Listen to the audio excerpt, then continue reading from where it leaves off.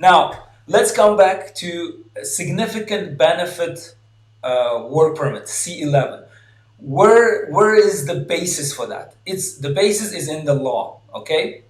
In a nutshell, this is for those who want to be self-employed in Canada. They are entrepreneurs, business owners. So for as you can read here, foreign nationals applying to work for themselves or to operate their own business on a temporary basis must demonstrate that their admission to Canada to operate their business would generate significant economic, social, or cultural benefits or opportunities for Canadians. So, as you can see, I highlighted the word economic because we will focus on that today.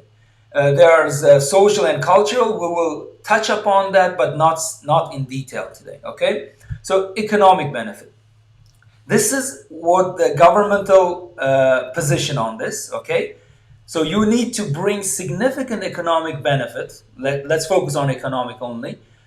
That if that's the case, then you can apply for C11. So where is this? You can find more information in the law. Is in the Immigration and Refugee Protection Regulation, Section 205A. Okay, 205A. Let's read it together.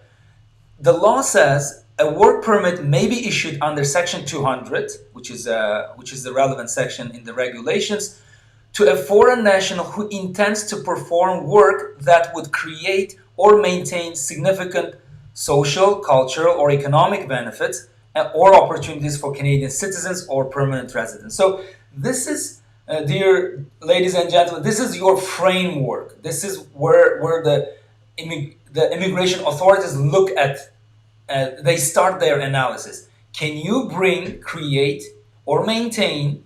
So these are the key words, right? Create or maintain economic benefit by your actions, by your plans to come to Canada as a business owner, okay? So this is where you should start your analysis. Now, let's come more in a more simple way, simpler language, not too much legal language. So who can apply for this C11 program? Don't forget, this is a work permit program. We are focusing on work permit aspect of it. So who can apply is those applicants who want to be self-employed or operate a business in Canada. That's number one. Those applicants who have sufficient funds to operate their business in Canada. Sufficient funds is the most difficult analysis in what is sufficient, right? What is sufficient? So in our judgment, it's $200,000 Canadian for economic to create an economic benefit. So to buy a business, to create a business, and so on. But when it comes to I mentioned 50,000 for unique skills are involved. For example, as I mentioned, you are an artist or you are a sportsman, athlete. That's where the 50,000 comes in. But when it comes to economic benefit, focus on 200,000 Canadian dollars, ready to invest or create a business or buy a business in Canada. So an applicant must have experience in their field, that the field that you want to do in Canada, they want to concentrate in Canada. The business in Canada must demonstrate either economic, cultural, or social benefits for Canadians. So as you can see, dear listeners, this is very discretionary, very, depends on the arguments you make, right? So it depends on the preparation of the documents, your background analysis, and so on. So this is not it's a very generic in terms of analysis and very discretionary. The mission here in your application is to persuade the visa immigration office that you can create that benefit, okay? So now let's come to the idea, what is an economic benefit? It's very vague. I understand. It requires legal analysis and strategy, but in a nutshell, what is economic benefit? We identified three options here. So option number one is your business should create something in this list, okay? Either your business adopts new technologies, develops new products or services, transfers or established IP, intellectual property or proprietary technology business process in Ontario. This is focusing on Ontario because that's the biggest market in Canada. So let's focus on Ontario or any other provinces. This list applies to other provinces too. So either your business is innovative, has an innovative approach to the traditional business, so you bring up a new know-how, okay, something new. Your business in Canada has a potential to increase exports from Canada, so exports increase in exports, increasing in research and development and technology commercialization. That's I would, let's say, take an example of IT companies. Your idea, your business will increase research and development, and it will commercialize that technology.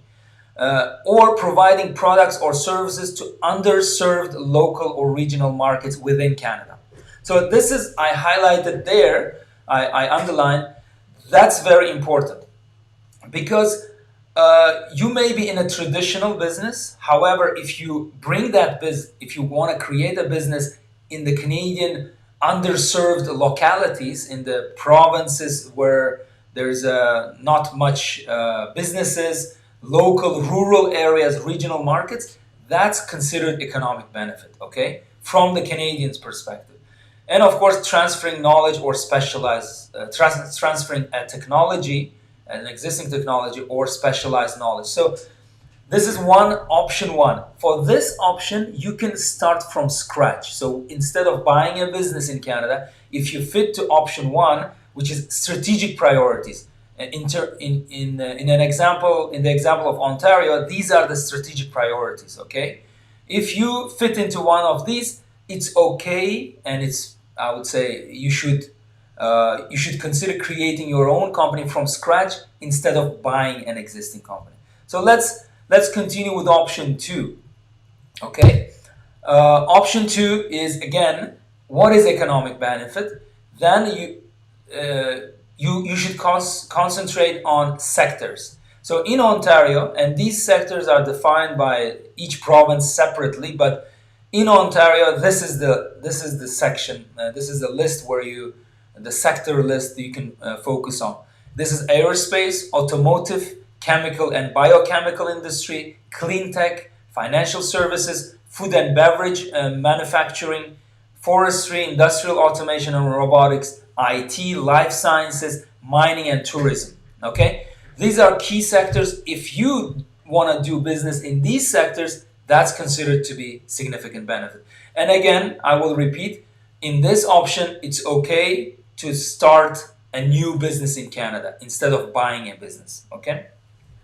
Now, next is option three. As I said, there are three options. We covered option one, option two, and option three. Option three is concentrated on investment, the amount of investment, and where you will create the jobs. Your business will be located, basically. So that requires significant investment.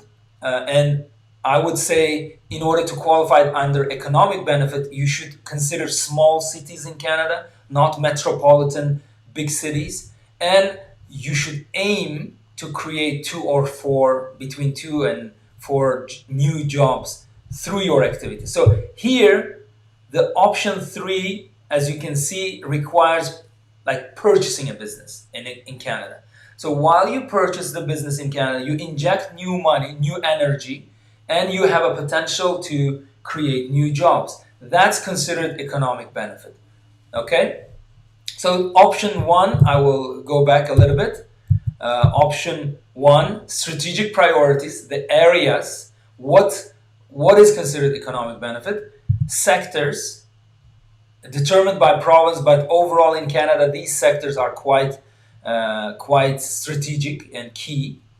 And of course, the third one, where in a scenario where you buy a business, you consider $200,000 investment or more the better. And remote locations, small cities, small localities in Canada, and you have to demonstrate a potential to create additional jobs. Now, as I promised, I significant benefit work permit also covers arts and culture and sports. Okay, so this is a very one slide about those areas. If you are an author or writer, if you in the creative industry in terms of like social and athletic, so peoples of sports, people of arts could also potentially apply under this, and this is considered to be unique skills, and your investment amount could be less than 200,000 if you have a unique skill. Okay. Now let's see how the process works. Okay. Thank you for sending me the questions. I will address those questions, and I will not disregard. Please put your questions in the comment section on YouTube, on Facebook, wherever you're connecting from. I will get back to the questions at the end of the presentation. So, how does it work? Significant benefit work permit, C11.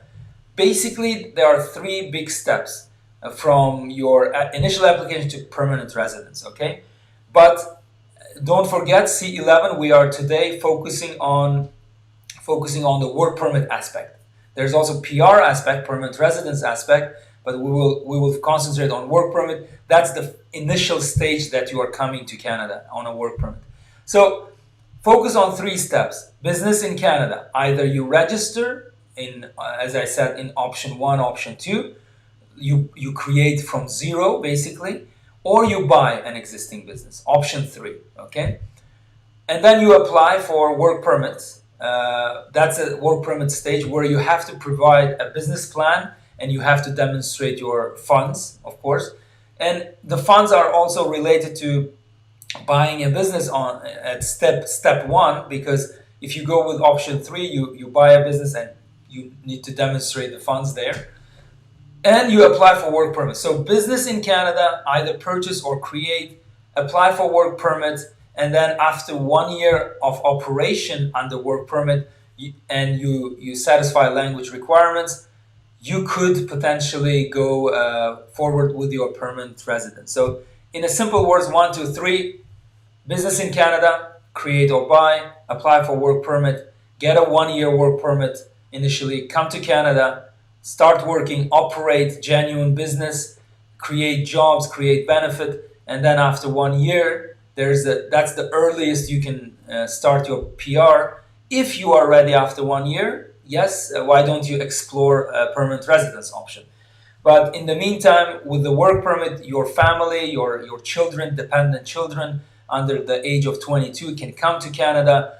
Your work permit will be restricted, but your spouse's work permit will be open.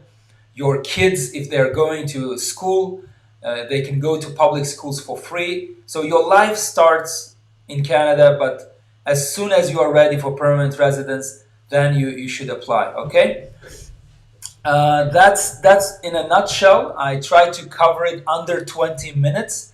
I will now start getting your questions.